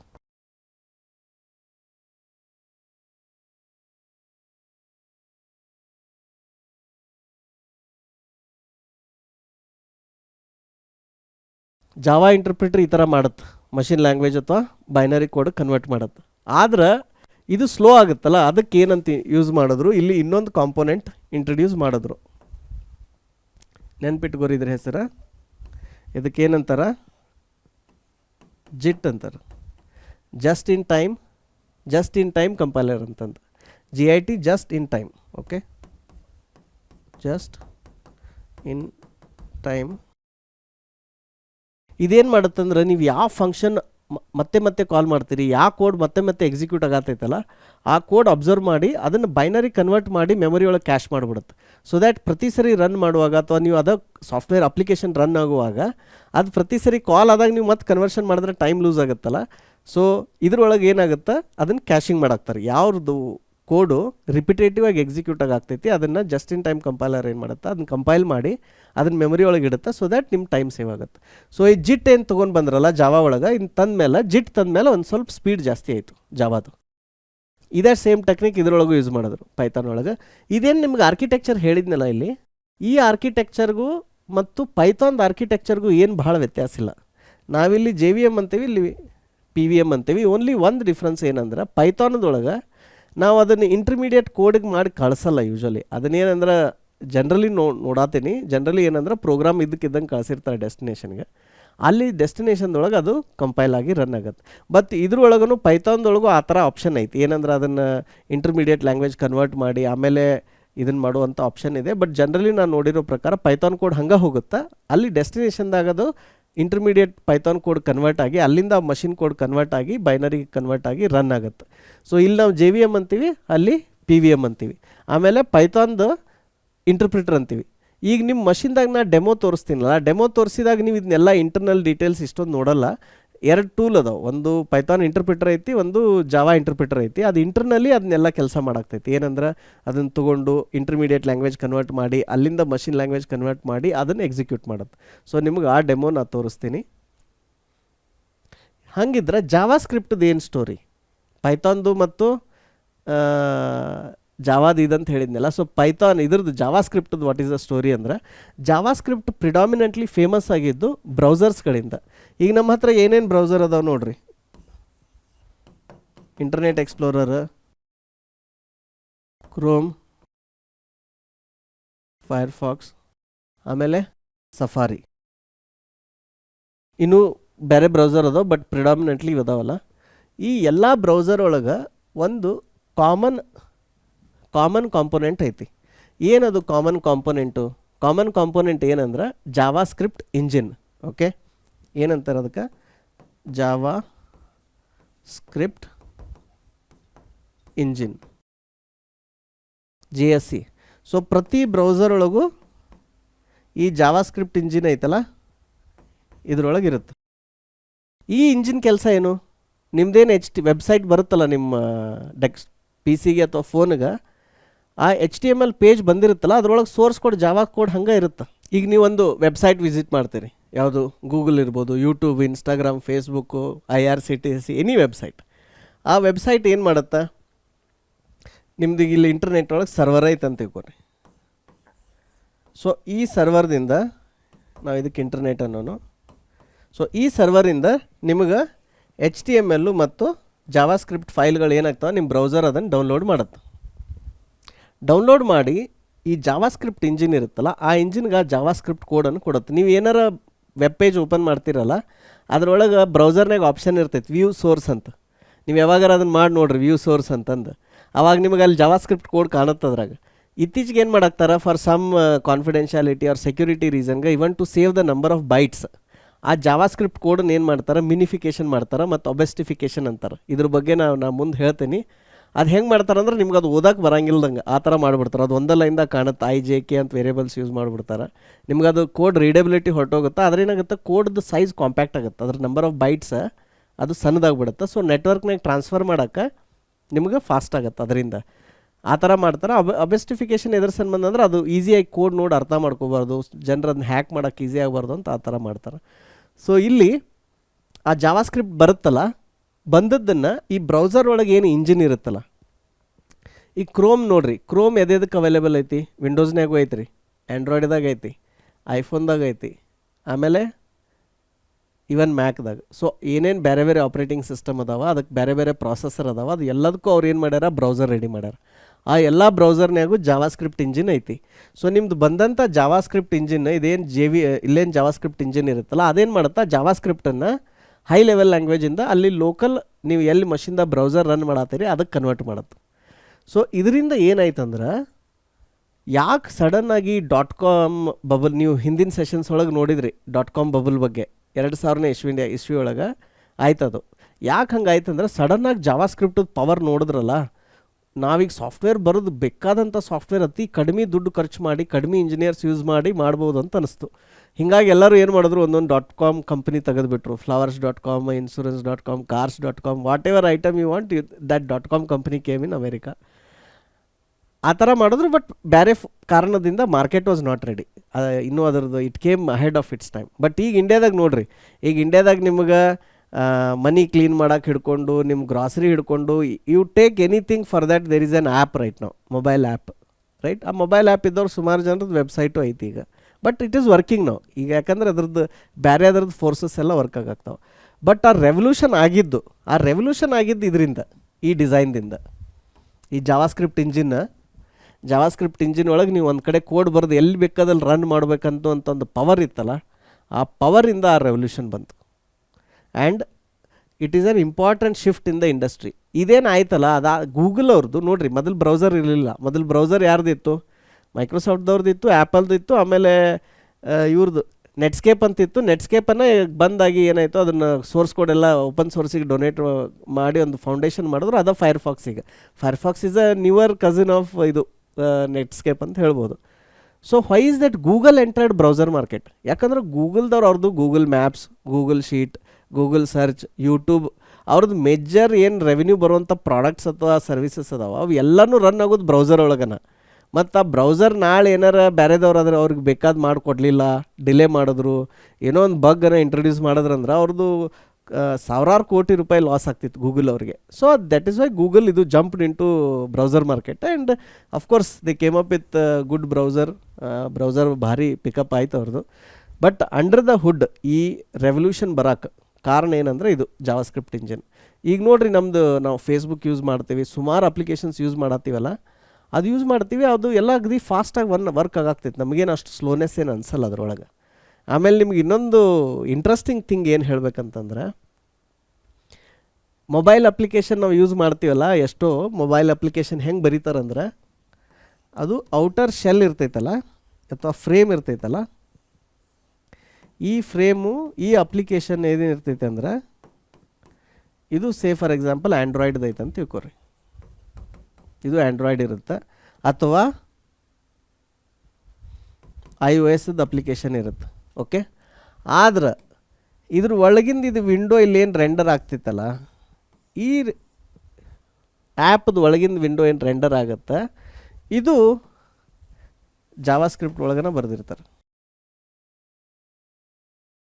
ಇದರಿಂದ ಏನಾಯಿತು, ಈವನ್ ಮೊಬೈಲ್ ಅಪ್ಲಿಕೇಶನ್ಸ್ ಅದಕ್ಕೆ ನೀವು ಆ್ಯಂಡ್ರಾಯ್ಡ್, ಐಫೋನ್ಗೆ ಅದು ಕೋಡ್ ಬೇರೆ ಬೇರೆ ಬರೆಯೋದಕ್ಕಿಂತ ನಿಮ್ಮದು ಈ ಕೋಡ್ ಎಷ್ಟಿರ್ಬೋದು, ಒಂದು 20% ಇರ್ಬೋದು. ಬಟ್ ಇದು ಕಾಮನ್ ಕೋಡ್ ಇರುತ್ತಲ್ಲ, ಈ ಕಾಮನ್ ಕೋಡ್ 80% ಇರುತ್ತೆ. ಇದರಿಂದ ಮತ್ತೆ ನಿಮ್ಮ ಟೈಮ್ ಸೇವ್ ಆಯಿತು. ಮತ್ತು ಅದು ಹೆಂಗೆ ಇಲ್ಲಿ ಬರಿತೀರಿ ಅದು ಸೇಮ್ ಅಲ್ಲಿ ಒಂದು ಸ್ವಲ್ಪ ಲುಕ್ ಆ್ಯಂಡ್ ಫೀಲ್ ಅದು ಸೇಮ್ ಇದು ಬರ್ತೈತಿ. ಈ ಐಡಿಯಾನ ಫೇಮಸ್ ಮಾಡಿದ್ದು ಬೇರೆ ಬೇರೆ ಫ್ರೇಮ್ವರ್ಕ್. ಅದರೊಳಗೆ ಒಂದು ಫ್ರೇಮ್ವರ್ಕ್ ನೀವೆಲ್ಲರೂ ಹೆಸರು ಕೇಳಿರ್ತೀರಿ, ರಿಯಾಕ್ಟ್. ಸೊ ಯಾಕೆ ರಿಯಾಕ್ಟ್ ಫ್ರೇಮ್ವರ್ಕ್ ಇಷ್ಟು ಪಾಪ್ಯುಲರ್ ಆಗ್ತೈತೆ ಅಂದ್ರೆ, ಅದರೊಳಗೆ ಬರೆದಿಂಥ ಕೋಡು ಜಾವಾಸ್ಕ್ರಿಪ್ಟ್ ಯೂಸ್ ಮಾಡುತ್ತೆ ಇಂಟರ್ನಲ್ಲಿ.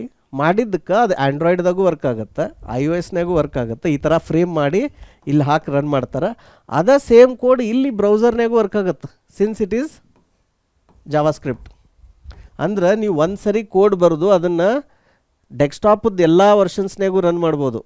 ಸಫಾರಿ, ಕ್ರೋಮ್, ಫೈರ್ಫಾಕ್ಸ್, ಬೇರೆ ಬೇರೆ ಬ್ರೌಸರ್ನಾಗ.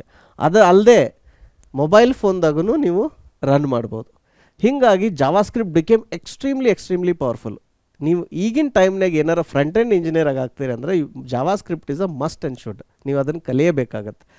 ಅದಾದಮೇಲೆ ಒಂದು ಏನು ಪ್ರಾಬ್ಲಮ್ ಆಯ್ತಂದ್ರೆ, ಚಿಕ್ಕ ಕಂಪ್ನಿ ಇರ್ತಾವೆ, ಅವ್ರಿಗೆ ಫ್ರಂಟ್ ಎಂಡ್ಗೆ ಬೇರೆ ಇಂಜಿನಿಯರು, ಬ್ಯಾಕ್ ಎಂಡ್ಗೆ ಬೇರೆ ಇಂಜಿನಿಯರ್ ಎಲ್ಲ ಹೈರ್ ಮಾಡೋಕ್ಕಾಗಲ್ಲ, ಅಥವಾ ಕ್ವಿಕ್ ಪ್ರೋಟೋಟೈಪಿಂಗ್ ಮಾಡೋದಿರುತ್ತೆ. ಸೊ ಅವರಂದ್ರು ಜಾವಾಸ್ಕ್ರಿಪ್ಟ್ ಇಷ್ಟು ಚಲೋ ಐತಲ್ಲ, ಚಲೋ ಇದ್ರೆ ಮತ್ತು ಇದರಲ್ಲೇ ಬ್ಯಾಕ್ ಎಂಡ್ ಯಾಕೆ ಮಾಡಬಾರ್ದು ಅಂತಂದರು. ಆವಾಗ ಮಾರ್ಕೆಟ್ನಾಗ ಬಂದಿದ್ದೇನೆ ಏನು ನೆಕ್ಸ್ಟ್ ಬಂದಿದ್ದು Node.js. Node.js ಯಾಕೆ ಬಂತಂದ್ರೆ, ಜಾವಾಸ್ಕ್ರಿಪ್ಟ್ ರನ್ ಆಗಿದ್ದು ಆಲ್ವೇಸ್ ಬ್ರೌಸರ್ ಒಳಗೆ ಆ್ಯಸ್ ಅ ಬ್ರೌಸರ್ ಇಂಜಿನ್ದೊಳಗೆ ರನ್ ಆಗ್ತಿತ್ತು. ಅದು ಬ್ರೌಸರ್ ಬಿಟ್ಟು ಹೊರಗೆ ರನ್ ಆಗ್ತಿರ್ಲಿಲ್ಲಲ್ಲ. ಸೊ ಅದನ್ನು ಹಂಗೆ ಹೊರಗೆ ರನ್ ಮಾಡಬೇಕಾದ್ರೆ ಏನು ಮಾಡಬೇಕು, ಈಗ ನಾವು ವೆಬ್ ಸರ್ವಿಸಸ್ ಬರೀಬೇಕು, ಬ್ಯಾಕ್ ಎಂಡ್ ಕೋಡ್ ಬರೀಬೇಕು ಅಥವಾ ಬ್ಯಾಕ್ ಎಂಡ್ ಏನೋ ಒಂದು ಜಾಬ್ ಬರೀಬೇಕು, ಟೂಲ್ ಬರೀಬೇಕಂದ್ರೆ ಅದನ್ನು ರನ್ ಮಾಡೋಕ್ಕೆ ನಿಮಗೆ ಬೇಕಲ್ಲ. High level language to machine level language ಮಾಡೋಕ್ಕೆ ನಿಮಗೆ ಅದರದ್ದು ಇಂಟರ್ಪ್ರಿಟರ್ ಬೇಕಲ್ಲ. ಅದಕ್ಕೆ ಬಂದಿದ್ದನ್ನು Node.js. ಸೊ ಇದರ ಅರ್ಥ, ನೀವೇನಾರು ಒಬ್ಬರು ಒಳ್ಳೆ ಜಾವಾಸ್ಕ್ರಿಪ್ಟ್ ಇಂಜಿನಿಯರ್ ಆದರೆ ಅಂದರೆ ನೀವು Node.js ಯೂಸ್ ಮಾಡಿ ಬ್ಯಾಕ್ ಎಂಡ್ ಮಾಡ್ಬೋದು, ಆಮೇಲೆ ರಿಯಾಕ್ಟ್ ಯೂಸ್ ಮಾಡಿ ಫ್ರಂಟ್ ಎಂಡ್ ಮಾಡ್ಬೋದು. ಅಫ್ಕೋರ್ಸ್ HTML, CSS ಅದೆಲ್ಲ ಕಲಿಬೇಕಾಗತ್ತೆ. But this is how Java became very popular. ಆಮೇಲೆ ಇದೇ ರೀತಿ ಪೈಥಾನ್ದಾಗೂ ಏನಾಯ್ತು, ಪೈಥಾನ್ದಾಗ ನೀವು ಬ್ಯಾಕ್ ಎಂಡು ಬರಿಬೋದು, ಫ್ರಂಟ್ ಎಂಡ್ ಕೋಡು ಬರಿಬೋದು. ಆಮೇಲೆ ಇದನ್ನು ಏನಂತಾರೆ, data analytics jobs, machine learning AI, ಆಮೇಲೆ ಸಣ್ಣ ಟೂಲ್ಸ್ ಅವನ್ನೆಲ್ಲ ಬರಿಬೋದು. So Java and JavaScript have become very versatile languages. That is why in the world right now these to languages, Python and JavaScript, these two have become extremely popular. ಆಮೇಲೆ ಇವದ್ರೊಳಗೆ ಇನ್ನೊಂದು ಏನಾಗೈತೆ ಅಂದ್ರೆ, open source libraries, ಭಾಳಷ್ಟು open source libraries available ಆಗ್ತಾವೆ. ಇದರಿಂದ ನಿಮ್ಮದು development cost ಕಡಿಮೆ ಆಗ್ತೈತಿ. So ನೀವು ಕಡಿಮೆ ಟೈಮ್ ಒಳಗೆ ರನ್ ಮಾಡ್ಬೋದು. ಈಗ ನಾನು ನಿಮಗೆ ನನ್ನ ಲ್ಯಾಪ್ಟಾಪ್ ಒಳಗೆ ಇವೆರಡು ಪ್ರೋಗ್ರಾಮ್ ರನ್ ಮಾಡಿ ತೋರಿಸ್ತೀನಿ, ನೋಡೋಣ ಅದು ಹೆಂಗೆ ವರ್ಕ್ ಆಗುತ್ತಂತ. ಓಕೆ, ಈಗ ಬರ್ರಿ ನೋಡೋಣ ಇದು ಕೋಡ್ ರನ್ ಮಾಡಿ. ನಾ ಏನು ಮಾಡೀನಿ, ನನ್ನ ಮಷಿನ್ ಒಳಗೆ ವಿಜುವಲ್ ಸ್ಟುಡಿಯೋ ಕೋಡ್ ಇನ್ಸ್ಟಾಲ್ ಮಾಡೀನಿ. ಅದ್ರ ಜೊತೆಗೆ ಪೈಥಾನ್ ಇಂಟರ್ಪ್ರಿಟರ್ ಮತ್ತು ಜಾವಾದ ಇಂಟರ್ಪ್ರಿಟರ್, ಅದ್ರದ್ದು JVM, PVM ಇವೆಲ್ಲ ಇನ್ಸ್ಟಾಲ್ ಆಗ್ಯಾವ. ನಾನು ನಿಮಗೆ ಮುಂದಿನ ಸೆಷನ್ಸ್ ಒಳಗೆ ತೋರಿಸ್ತೀನಿ ಏನಂದರೆ ಇವನ್ನೆಲ್ಲ ಹೆಂಗೆ ನೀವು ಇನ್ಸ್ಟಾಲ್ ಮಾಡ್ಬೋದು, ನೀವು ನಿಮ್ಮ ಲ್ಯಾಪ್ಟಾಪ್ನಾಗ ಹೆಂಗೆ ಇವನ್ನೆಲ್ಲ ರನ್ ಮಾಡ್ಬೋದು ಅಂತ ಡೀಟೇಲಾಗಿ ತೋರಿಸ್ತೀನಿ. ಈಗ ನೀವು ಇದ್ರದ್ದು ಥೇರಿ ಕಲ್ತಿರಲ್ಲ, ಅದ್ರದ್ದು ಪ್ರಾಕ್ಟಿಕಲಿ ನೀವು ವಿಜುವಲಿ ಅದನ್ನು ನೋಡಿದ್ರಿ ಅಂದ್ರೆ ನಿಮ್ಗೆ ನೆನಪು ಉಳಿತೈತಿ. ಅದಕ್ಕೆ ನಾನು ನಿಮಗೆ ಅದನ್ನು ಇಮಿಡಿಯೇಟಾಗಿ ಇದೇ ಸೆಷನ್ದೊಳಗೆ ಡೆಮೋ ತೋರಿಸ್ತಿದ್ದೀನಿ. ಈಗ ಇದೊಂದು ಕೋಡ್ ಬರ್ದಿದ್ದೀನಿ ನಾ ಪೈಥಾನ್ ಒಳಗೆ. ಆ್ಯಂಡ್ ಇಂಟ್ರೆಸ್ಟಿಂಗ್ಲಿ ಪೈಥಾನ್ದೊಳಗೆ ನೀವು ವೇರಿಯೇಬಲ್ ಹೆಸರು, ಫಂಕ್ಷನ್ ಹೆಸರು ಇವನ್ನೆಲ್ಲ ಕನ್ನಡದಾಗ ಕೊಡ್ಬೋದು. ಆ್ಯಂಡ್ ಪೈಥಾನ್ ಇಂಟರ್ಪ್ರಿಟರ್ ವರ್ಕ್ ಆಗುತ್ತೆ. ಅದು ನನಗೂ ರೀಸೆಂಟಾಗಿ ಇದನ್ನು ಅಬ್ಸರ್ವ್ ಮಾಡಿದ್ನಿ. And it is very interesting to see code in Kannada and see it execute. ಈಗ ಇಲ್ಲೇನು ಮಾಡೀವಿ, ಸಿಂಪಲ್ ಒಂದು ಹೈ ಲೆವೆಲ್ ಲ್ಯಾಂಗ್ವೇಜ್ ಒಳಗೆ ಬರ್ದೀವಿ. ಏನಂತ ಇಲ್ಲಿ ಸ್ಟಾರ್ಟಿಂಗ್ದೊಳಗೆ 2 ಫಂಕ್ಷನ್ ಬರ್ದಿದ್ದೀವಿ. ಒಂದು ಫಂಕ್ಷನ್ ಏನು ಪ್ರಿಂಟ್ ಮಾಡ್ತಿದೆ, ಇನ್ನೊಂದು ಫಂಕ್ಷನ್ನು ಮೊತ್ತ 2 ಸಂಖ್ಯೆಗಳನ್ನು ಕೂಡಿಸಿ ಮೊತ್ತ ಕಂಡುಹಿಡಿತಿದೆ. ಆಮೇಲೆ ಇಲ್ಲಿ ವೇರಿಯೇಬಲ್ ಡಿಕ್ಲೇರ್ ಮಾಡಿ ಆ ಫಂಕ್ಷನ್ಗಳನ್ನು 2 ಫಂಕ್ಷನ್ಗಳನ್ನ ಇನ್ವೋಕ್ ಮಾಡ್ತಿದ್ದೀವಿ, ಪ್ರಿಂಟ್ ಮಾಡ್ತಿದ್ವಿ. ಅತಿ ಸರಳವಾದಂಥ ಸಿಂಪಲ್ ಆದಂಥ ಪ್ರೋಗ್ರಾಮ್ ಐತಿದು. ನಾವು ಪ್ರೋಗ್ರಾಮಿಂಗ್ ಕ್ಲಾಸಸ್ ಒಳಗೆ ಅಗದಿ ಬೇಸಿಕ್ದಿಂದ ಹೋಗ್ತೀವಲ್ಲ ಅವಾಗ ನೋಡೋಣ ಅಂತ. ಈಗ ಇದನ್ನು ರನ್ ಮಾಡಿ ನೋಡೋಣ. ಈಗ ಒಂದು ಆಪ್ಷನ್ ಏನು ಇಲ್ಲಿ ನೋಡ್ರಿ, ಈಗ ರನ್ ಪೈಥಾನ್ ಫೈಲ್. ಈ ವಿಜುವಲ್ ಸ್ಟುಡಿಯೋ ಒಳಗೆ ಇಲ್ಲೇ ಸಾಫ್ಟ್ವೇರ್ದೊಳಗನ ಇಲ್ಲಿ ರನ್ ಮಾಡೋಕೆ ಒಂದು ಆಪ್ಷನ್ ಐತಿ. I can run it like that. ಬನ್ನಿ ಕನ್ನಡದಲ್ಲಿ ಕೋಡಿಂಗ್ ಕಲಿಯೋಣ. ಮೊತ್ತ 25. ಇಲ್ಲಿ ಕಮಾಂಡ್ ಲೈನ್ ಒಳಗೆ ಅದು ಕನ್ನಡ ಟೆಕ್ಸ್ಟ್ ಕರೆಕ್ಟಾಗಿ ಪ್ರಿಂಟ್ ಆಗ್ತಿಲ್ಲ. ಇದನ್ನೇ ನಾವೀಗ ಇಲ್ಲಿ ನನ್ನ ಮಷಿನ್ ಒಳಗೆ ಪೈಥಾನ್ ಇನ್ಸ್ಟಾಲ್ ಆಗೈತಲ್ಲ, ನಾ python.exe ಅಂತ ಅಂದಾಗ ಇಲ್ಲಿ ನೋಡ್ರಿ, ಇದು python 3.12.2 and this is 64-bit Win32. So ಇದೇನಂದ್ರೆ ಪೈಥಾನ್ ಇಂಟರ್ಪ್ರಿಟರ್ ಇದು, ಆಯಿತಾ. ಇದು ಇಂಟ್ರಾಕ್ಟಿವ್ ಮೋಡ್ ಅಂತಾರೆ ಇದಕ್ಕೆ. ಇದ್ರ ಬಗ್ಗೆ ನಾನು ನಿಮಗೆ ನೆಕ್ಸ್ಟ್ ಸೆಷನ್ಸ್ ಒಳಗೆ ಹೇಳ್ತೀನಿ. ನಾನು ನಿಮಗೆ ತೋರಿಸಿದ್ನಿಲ್ಲ ಅದು ಇನ್ಸ್ಟಾಲ್ ಆಗೈತೆ ಅಂತ ಅಷ್ಟೇ ಈಗ. ಸೊ ನಾ ಈಗ ಇಲ್ಲಿ ನಂದೊಂದು ಫೈಲ್ ಐತಿ. ಏನು ಫೈಲ್ ಹೆಸರು namaste.py ಅಂತ. ಇದೇ ಫೈಲ್ ಇಲ್ಲ ಐತಲ್ಲ, ಇದೇ ಫೈಲ್ ಇದು ಪೈಥಾನ್ ಫೈಲು. ನಿಮ್ಗೆ ಅದನ್ನು ಡೈರೆಕ್ಟ್ರಿದೊಳಗೂ ಓಪನ್ ಮಾಡಿ ತೋರಿಸ್ತೀನಿ. ಸೊ ಇದೈತಲ್ಲ, ಇದು ನಂದು ಪೈಥಾನ್ ಫೈಲ್. ಬೇಕಿದ್ರೆ ನೀವು ಇದನ್ನು ಈ ಥರಾಗೂ ಓಪನ್ ಮಾಡಿ ನೋಡ್ಬೋದು ನೋಟ್ಪ್ಯಾಡ್ ಒಳಗೆ. ಸೊ ನೋಟ್ಪ್ಯಾಡ್ ಒಳಗೆ you can see the code. It is ಏನಂದ್ರೆ ರೀಡೇಬಲ್ ಫಾರ್ಮ್, ಹ್ಯೂಮನ್ ರೀಡೇಬಲ್ ಫಾರ್ಮ್ದಾಗ ಐತಿದು. ಹೈ ಲೆವೆಲ್ ಲ್ಯಾಂಗ್ವೇಜ್ ಅಥವಾ ಹ್ಯೂಮನ್ ರೀಡೇಬಲ್ ಫಾರ್ಮ್ ಅನ್ಬೋದು ನೀವು. ಈಗ ಈ ಕೋಡನ್ನು ಕಮಾಂಡ್ ಲೈನ್ ಮುಖಾಂತರ ರನ್ ಮಾಡಿ ನೋಡೋಣ. ಸೊ python.exe ಆಮೇಲೆ ಫೈಲ್ ಹೆಸರು namaste.py. ಈಗೇನು ಮಾಡ್ತಿದ್ದು, ಈ ಹೈ ಲೆವೆಲ್ ಲ್ಯಾಂಗ್ವೇಜನ್ನು ಇಂಟರ್ಮೀಡಿಯೇಟ್ ಲ್ಯಾಂಗ್ವೇಜ್ ಕನ್ವರ್ಟ್ ಮಾಡಿ ಅಲ್ಲಿಂದ ಮಷಿನ್ ಲೆವೆಲ್ ಕನ್ವರ್ಟ್ ಮಾಡಿ Python interpreter, Python virtual machine ಇರೋದು, ಇದನ್ನು ಬೈನರಿ ಕನ್ವರ್ಟ್ ಮಾಡಿ ಅದನ್ನು ಆಪ್ರೇಟಿಂಗ್ ಸಿಸ್ಟಮ್ ಕೊಡ್ತು. ಆಪ್ರೇಟಿಂಗ್ ಸಿಸ್ಟಮ್ ಅದನ್ನು CPU ಕೊಡ್ತು, CPU ಅದನ್ನು ಎಕ್ಸಿಕ್ಯೂಟ್ ಮಾಡ್ತು. ನಾನು ನಿಮಗೆ ಇಲ್ಲಿ ಏನು ಫ್ಲೋ ಹೇಳಿದ್ನಲ್ಲ, ಇಲ್ಲಿ ನಾನು ನಿಮಗೆ ಜಾವಾದ ಎಕ್ಸ್ಪ್ಲೇನ್ ಮಾಡಿದ್ನಿ. ಬಟ್ ಜಾವಾಕ್ಕೂ ಪೈಥಾನ್ಗೂ ಅಷ್ಟು ಡಿಫ್ರೆನ್ಸ್ ಇಲ್ಲ. ಸೊ ಇದೇ ಥರ ಹೈ ಲೆವೆಲಿಂದ ಇಂಟರ್ಮೀಡಿಯೇಟ್ ಕನ್ವರ್ಟ್ ಆಗಿ ಆಮೇಲೆ ಪೈಥಾನ್ ವರ್ಚುವಲ್ ಮಷೀನು ಇದನ್ನು ಬೈನರಿ ಕನ್ವರ್ಟ್ ಮಾಡಿ OS ಕೊಡುತ್ತೆ. ಆಮೇಲೆ ಫೈನಲಿ ಇದು ಎಕ್ಸಿಕ್ಯೂಟ್ ಆಗ್ತೈತಿ ಇಲ್ಲಿ. ಸೊ ಇದೇ ರೀತಿ ಪೈಥಾನ್ ಕೋಡು ಇದು ಎಕ್ಸಿಕ್ಯೂಟ್ ಆಯ್ತು. ಇಲ್ಲಿ ಇದಕ್ಕೆ ಏನಂತೀವಿ ನಾವು ಪೈಥಾನ್ ಇಂಟರ್ಪ್ರಿಟರ್ ಅಂತೀವಿ. ಆಮೇಲೆ ಇದು ಪೈಥಾನ್ ಏನು ಮಾಡುತ್ತೆ, ಅದು ಒಂದೊಂದು ಲೈನ್ ರೀಡ್ ಮಾಡ್ಕೊತ ಹೋಗಿ ಎಕ್ಸಿಕ್ಯೂಟ್ ಮಾಡುತ್ತೆ. ನಿಮಗೆ ಅರ್ಥ ಆಗಬೇಕಂದ್ರೆ ನಾನು ನಿಮಗೆ ಬೇಕಿದ್ರೆ ಒಂದ್ಸರಿ ಡಿಬಗ್ ಮಾಡೋದು ತೋರಿಸ್ತೀನಿ, ಅದು ಹೆಂಗೆ ವರ್ಕ್ ಆಗುತ್ತೆ ಅಂತ ನೋಡ್ರಿ. ಸೊ ಬಂದ ತಕ್ಷಣ ಈಗ ಇಲ್ಲಿ ಫಸ್ಟ್ ಲೈನು ಇದು ಫಂಕ್ಷನ್ ಇರ್ತಲ್ಲ, ಫಂಕ್ಷನ್ ರನ್ ಆಗಲ್ಲ. ಯಾಕಂದ್ರೆ ಫಂಕ್ಷನ್ ಏನಂದರೆ ಹೆಲ್ಪರ್ ಇದ್ದಂಗೆ, ಹೆಲ್ಪಿಂಗ್ ಕೋಡ್ ಅಥವಾ ಹೆಲ್ಪರ್ ಕೋಡ್ ಇದ್ದಂಗೆ. ಸೊ ಇಲ್ಲಿ ಬಂದು ಪದಗಳು, ಬನ್ನಿ ಕನ್ನಡದಲ್ಲಿ ಕೋಡಿಂಗ್ ಕಲಿಯೋಣ ಅಂತ ಒಂದು ವೇರಿಯೇಬಲ್ ಡಿಕ್ಲೇರ್ ಆಗ್ತಿದೆ. ನೀವು ಇಲ್ಲಿ ವಾಚ್ ಒಳಗೆ ನೋಡ್ಬೋದು, ಇದು ಸೆಟ್ ಆಯಿತು. ಇದನ್ನು ಪ್ರಿಂಟ್ ಮಾಡು. ಈಗ ಈ ಫಂಕ್ಷನ್ಗೆ ಹೋಯಿತು. ಇಲ್ಲಿ ಬಂದಿರುವಂಥ ಬನ್ನಿ ಕನ್ನಡದಲ್ಲಿ ಕೋಡಿಂಗ್ ಕಲಿಯೋಣ ಇದ್ದದ್ದು ಈಗ ಸ್ಕ್ರೀನ್ ಮೇಲೆ ಪ್ರಿಂಟ್ ಆಗುತ್ತೆ. ಇಲ್ಲಿ ಅಬ್ಸರ್ವ್ ಮಾಡಿರಿ, ಕೆಳಗಡೆ ಇಲ್ಲಿ ಅದು ಪ್ರಿಂಟ್ ಆಗುತ್ತೆ.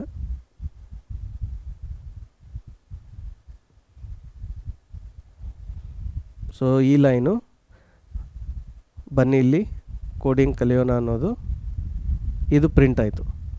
ಸೊ ಇದು ಪ್ರಿಂಟ್ ಆಗಬೇಕಾದ್ರೆ ಯಾವ ಥರ ವರ್ಕ್ ಆಯಿತು ಇದನ್ನು ಅರ್ಥ ಮಾಡ್ಕೊಳ್ಳೋಣ. ನೀವು ಕೋಡ್ ಒಳಗೆ ಪ್ರಿಂಟ್ ಅಂತ ಯೂಸ್ ಮಾಡಿದ್ರಲ್ಲ, ಅದು ಪ್ರಿಂಟ್ ಇದ್ದದ್ದು ಈ ನನ್ನ ವಿಂಡೋಸ್ ಮಷಿನದೊಳಗೆ ಇಲ್ಲಿ ಅದನ್ನು ಕನ್ಸೋಲ್ ಮಾಡಿ ಪ್ರಿಂಟ್ ಮಾಡೋಕೆ ಇಲ್ಲೊಂದು ಲೈಬ್ರರಿ ಇರುತ್ತೆ. ಸೊ ಇದು ಜಾವಾದೇನು ಇಂಟರ್ಪ್ರಿಟರ್ ಇತ್ತಲ್ಲ, ಆಮೇಲೆ ಜಾವಾ ವರ್ಚುವಲ್ ಮಷಿನ್ ಇತ್ತಲ್ಲ, ನಾನು ಬರೆದಿರೋ ಕೋಡನ್ನು ಆ ಮಾಹಿತಿಯನ್ನು ಈ ಫಂಕ್ಷನ್ಗೆ ಇದಕ್ಕೆ ಪಾಸ್ ಮಾಡುತ್ತೆ. ಇದಕ್ಕೆ ಪಾಸ್ ಮಾಡಿ ಇದರಿಂದ ಅದು ಆಪ್ರೇಟಿಂಗ್ ಸಿಸ್ಟಮ್ಗೆ ಹೋಗುತ್ತಾ, ಆಪ್ರೇಟಿಂಗ್ ಸಿಸ್ಟಮಿಂದ ಹಾರ್ಡ್ವೇರ್ಗೆ ಅದು ಹೋಗುತ್ತಾ, ಹಾರ್ಡ್ವೇರ್ಗಿಂತ ಮೊದಲು ಅಲ್ಲಿ ಡ್ರೈವರ್ಗೆ ಹೋಗುತ್ತಾ, ಅಲ್ಲಿಂದ ಅದು ಸ್ಕ್ರೀನ್ ಮೇಲೆ ಪ್ರಿಂಟ್ ಆಗುತ್ತೆ.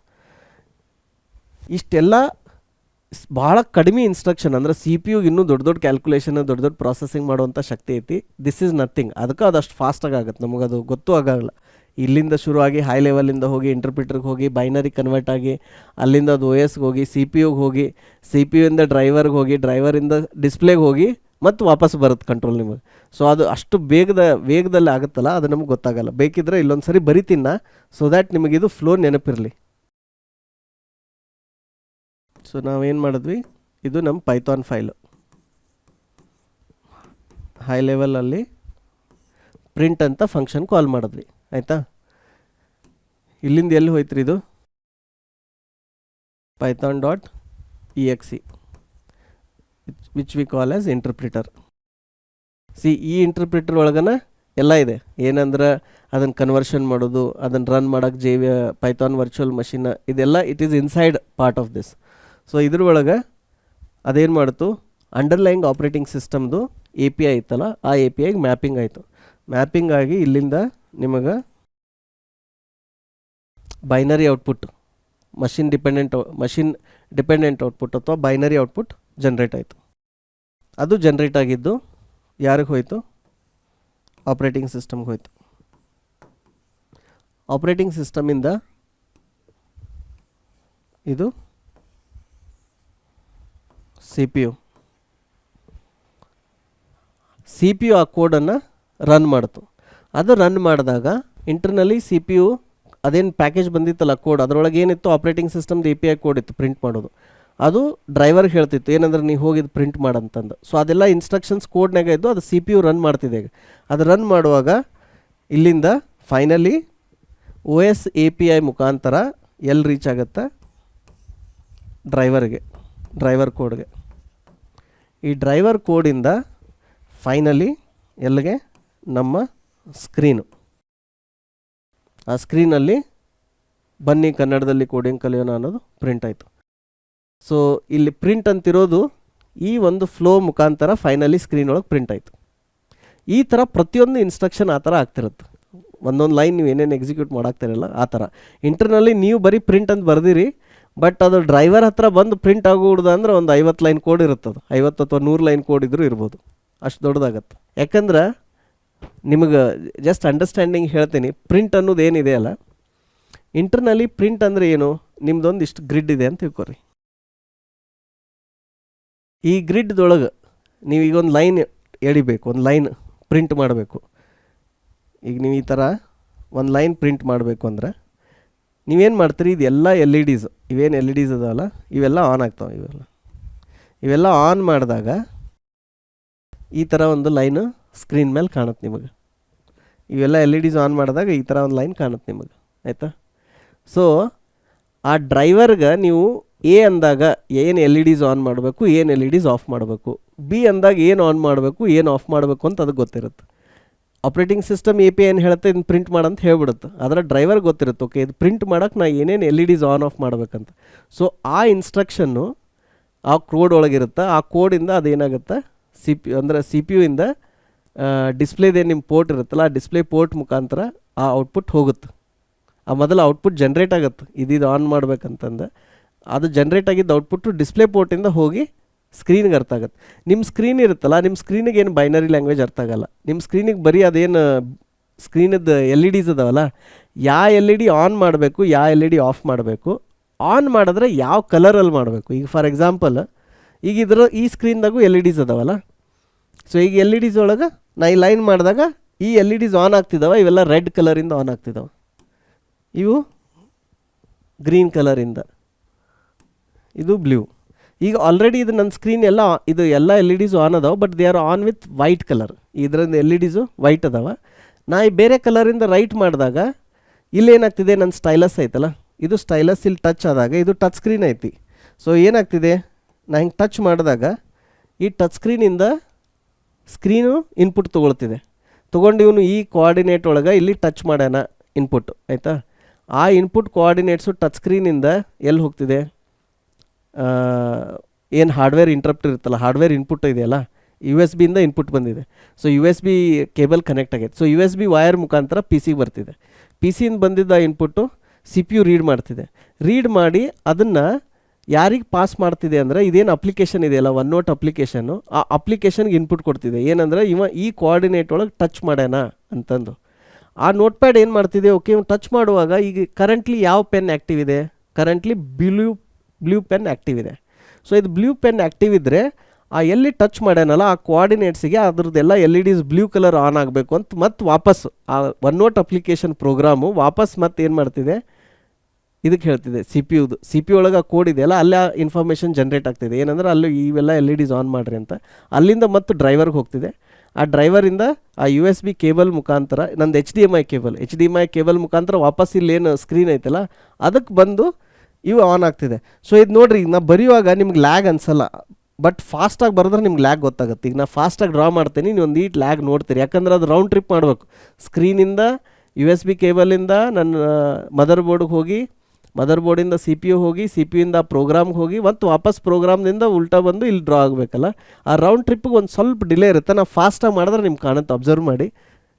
ನಾನು ಏನು ಮಾಡ್ತೀನಿ ಅಂದರೆ ಇದನ್ನು ಜಾಸ್ತಿ ಮಾಡ್ತೀನಿ. ವೆರಿ ಮೈನ್ಯೂಟ್ ಡಿಲೇ, ನಿಮ್ಗೆ ಅಗದಿ ಫಾಸ್ಟ್ ಮಾಡಿದಾಗ ಕಾಣುತ್ತೆ ಅಷ್ಟೇ ಅದು, because this whole round trip has to happen. So ಈಗ ನೆಕ್ಸ್ಟ್ ಇದನ್ನು ನೋಡೋಣ, ಜಾವಾ ಹೆಂಗೆ ಎಕ್ಸಿಕ್ಯೂಟ್ ಆಗುತ್ತೆ ಅಂತ ನೋಡೋಣ. ಇದು ಒಂದು ಸಿಂಪಲ್ ಜಾವಾ ಪ್ರೋಗ್ರಾಮ್ ಐತಿ, ಕ್ವಿಕ್ ಸ್ಟಾರ್ಟ್ ಅಂತ. ಇದ್ರೊಳಗೆ ನಾ ಕನ್ನಡ ಲೆಟರ್ಸ್ ಹಾಕಿ ನೋಡಿದ್ನಿ, ಬಟ್ ಅದು ಕರೆಕ್ಟಾಗಿ ಬರ್ತಿಲ್ಲ. ಸೊ ಇಲ್ಲಿ ಇಂಗ್ಲೀಷ್ನಾಗ ಬರ್ದೀನಿ. ಈಗ ಇದನ್ನು ಐಡಿಯಿಂದ ರನ್ ಮಾಡಿದ್ವಿ ಅಂದ್ರೆ ಈ ಥರ ಇಲ್ಲಿ ಫೈಲನ್ನು ಇಲ್ಲಿ ಏನಂದ್ರೆ java.exe ಈ ಇಂಟರ್ಪ್ರಿಟರ್ಗೆ ಹೋಗ್ತಿದೆ. ಅದು ಆಟೋಮೆಟಿಕ್ಲಿ ಅದನ್ನು ಬೈಟ್ ಕೋಡ್ ಕನ್ವರ್ಟ್ ಮಾಡಿ, ಬೈಟಿಂದ ಮಷಿನ್ ಕೋಡ್ ಕನ್ವರ್ಟ್ ಮಾಡಿ ಇಲ್ಲಿ ರನ್ ಮಾಡಾಕ್ತೈತಿ. ಇಲ್ಲಿ ನೋಡ್ರಿ, ನಮಸ್ಕಾರ ಬನ್ನಿ ಕನ್ನಡದಲ್ಲಿ ಕೋಡಿಂಗ್ ಕಲಿಯೋಣ ಅಂತ. ಇದನ್ನೇ ನೀವು ಕಮಾಂಡ್ ಪ್ರಾಂಪ್ಟಿಂದನೂ ರನ್ ಮಾಡ್ಬೋದು. ಇಲ್ಲಿ ಕಮಾಂಡ್ ಪ್ರಾಂಪ್ಟ್ ಒಳಗೂ ನೀವು java.exe ಕ್ವಿಕ್ ಸ್ಟಾರ್ಟ್, ಇದು ಕ್ಲಾಸು, ಇದು ಜಾವಾ ಆಯಿತಾ. ಇದನ್ನು ನೀವು ರನ್ ಮಾಡಿದ್ರಿ ಅಂದ್ರೆ ಇದಿಲ್ಲಿ ವರ್ಕ್ ಆಗುತ್ತೆ. ಈಗ ನಿಮಗಿಲ್ಲಿ ಜಾವಾ ಒಳಗೆ ಬೈಟ್ ಕೋಡ್ ಕನ್ವರ್ಟ್ ಆಗುತ್ತಲ್ಲ, ಆ ಫೈಲಿಗೆ ಏನಂತಾರೆ ಅಂದರೆ .class ಫೈಲ್ ಅಂತಾರೆ. ಅದನ್ನ ಓಪನ್ ಮಾಡಿ ತೋರಿಸ್ತೀನಿ. ಇದು ಇಂಟರ್ಮೀಡಿಯೇಟ್ ಕೋಡ್, ಬೈಟ್ ಕೋಡ್ ಅಂದಿವಲ್ಲ ಆ ಫೈಲ್ ಇದು. ಆದರೆ ಅದು ಏನು ಹ್ಯೂಮನ್ ರೀಡೇಬಲ್ ಫಾರ್ಮ್ದಾಗಿಲ್ಲ, ಬಟ್ ಒಂದ್ಸರಿ ನೋಡಿರಿ ನೀವು ಜಸ್ಟ್ ಹೆಂಗೆ ಕಾಣುತ್ತಂತ. ಸೊ ಈ ಥರ ಇದೆ. ಇದರೊಳಗೆ ಬರೀ ಅದು ಏನು ಟೆಕ್ಸ್ಟ್ ಐತಲ್ಲ ಅದನ್ನು ನಾವು ಓದ್ಬೋದು. ಮಿಕ್ಕಿದ್ದು ಯಾವುದು ಅಷ್ಟೊಂದು ಏನು ಓದೋಕ್ಕಾಗಲ್ಲ. ಬಟ್ ಫೈಲ್ ಹೆಸರಿದೆ, ಕೋಡ್ ಹೆಸರಿದೆ, ಇದು ಫೈಲ್ ಹೆಸರಿದೆ, ಇದೆಲ್ಲ ಬೈನರಿ ಒಳಗಿದೆ. ಇದೇ ನಮ್ಗೆ ಅರ್ಥ ಆಗ್ತಿಲ್ಲ ಅದು ಹೆಂಗಿದೆ ಅಂತ. ಸೊ ಈ ಇಂಟರ್ಮೀಡಿಯೇಟ್ ಫೈಲನ್ನು ಅದು ಬೈನರಿ ಕನ್ವರ್ಟ್ ಮಾಡುತ್ತೆ. ಇದರಿಂದ ಏನಾಗುತ್ತೆ, ಜಾವಾಕ್ಕಿಂತನೂ ಜಾವಾ ಒಂದು ಸ್ವಲ್ಪ ಪೈಥಾನ್ಕಿಂತನೂ ಜಾವಾ ಒಂದು ಸ್ವಲ್ಪ ಫಾಸ್ಟ್ ರನ್ ಆಗುತ್ತೆ. ಯಾಕಂದರೆ ನೀವು ಪೂರಾ high level to low level ಮಾಡ್ತಿಲ್ಲ, ನೀವೊಂದು intermediate level to low level ಮಾಡ್ತಿದ್ದೀರಿ. ಅಲಾಂಗ್ ವಿತ್ ದ್ಯಾಟ್ ಜಾವಾ ಒಳಗೆ ಏನು just in time JIT compiler introduce ಮಾಡಿದ್ರು. ಯಾವ್ಯಾವ ಕೋಡ್ ಹಗಲೆಲ್ಲ ಎಕ್ಸಿಕ್ಯೂಟ್ ಆಗುತ್ತಲ್ಲ ಅದನ್ನು ಕ್ಯಾಶ್ ಮಾಡೋಕ್ಕೆ ಶುರು ಮಾಡಿದ್ರು. So that is why back end ಸಿಸ್ಟಮ್ನಾಗ ಜಾವಾ ಯೂಸ್ ಮಾಡ್ತಾರೆ. ನಾವೆಲ್ಲರೂ ಯೂಸ್ ಮಾಡುವಂಥ ಆಧಾರ್ ಮತ್ತು UPI ಈ ಎರಡೂ ಅಪ್ಲಿಕೇಶನ್ದು ಬ್ಯಾಕ್ ಎಂಡ್ ಇದೆಯಲ್ಲ, ಬ್ಯಾಕ್ ಎಂಡ್ ಡೆವಲಪ್ ಮಾಡಿದ್ದು ಜಾವಾ ಒಳಗನ. ನೋಡಿರಿ, ಮಿಲಿಯನ್ಸ್ ಆಫ್ ಟ್ರಾನ್ಸಾಕ್ಷನ್ ಆಗ್ತಾವೆ UPIದು, ಮಿಲಿಯನ್ಸ್ ಆಫ್ ಟ್ರಾನ್ಸಾಕ್ಷನ್ಸ್ ಆಗ್ತಾವೆ ಆಧಾರ್ದನು. ಆದರೆ ಅವೆಲ್ಲ ಏನಂದ್ರೆ ಫಾಸ್ಟಾಗಿ ವರ್ಕ್ ಆಗ್ತಿದ್ದಾವೆ. So Java is working and Java is working with good speed in the back end. ಇದಿಷ್ಟು ನಿಮಗೆ ಇಂಟ್ರೆಸ್ಟಿಂಗ್ ಅನ್ನಿಸ್ತು ಅಂತ ಅನ್ಕೋತೀನಿ. ಇನ್ನು ನಾವು ಮುಂದಿನ ಸೆಷನ್ ಒಳಗೆ ಡೀಟೇಲ್ ಆಗಿ ಈಚ್ ಲ್ಯಾಂಗ್ವೇಜದ್ದು ಕಂಪೈಲರ್ ಹೆಂಗೆ ಇನ್ಸ್ಟಾಲ್ ಮಾಡಬೇಕು, ಇಂಟರ್ಪ್ರಿಟರ್ ಹೆಂಗೆ ಇನ್ಸ್ಟಾಲ್ ಮಾಡಬೇಕು, ಆಮೇಲೆ ಏನೇನು IDEs ಇಂಟಿಗ್ರೇಟೆಡ್ ಡೆವಲಪ್ಮೆಂಟ್ ಎನ್ವಿರಾನ್ಮೆಂಟ್, ಅಂದರೆ ಈಗ ನೀವು ನೋಡಿದ್ರಲ್ಲ, ಈಗ ನಾ ಯೂಸ್ ಮಾಡಿದ್ನಲ್ಲ ಈ ಟೂಲ್ ವಿಜುವಲ್ ಸ್ಟುಡಿಯೋ ಕೋಡ್, ಈ ಥರ ಬೇರೆ ಬೇರೆ IDEs ಅದಾವೆ. ಈ IDEs ಹೆಂಗೆ ಇನ್ಸ್ಟಾಲ್ ಮಾಡಬೇಕು, ಅವು ಹೆಂಗೆ ವರ್ಕ್ ಆಗ್ತಾವೆ, ಡಿಬಗ್ಗಿಂಗ್ ಹೆಂಗೆ ಮಾಡಬೇಕು, ಇದನ್ನು ಅತಿ ವಿಸ್ತಾರವಾಗಿ ಹೇಳ್ಕೊಡ್ತೀನಿ. ಥ್ಯಾಂಕ್ ಯು, ಧನ್ಯವಾದಗಳು.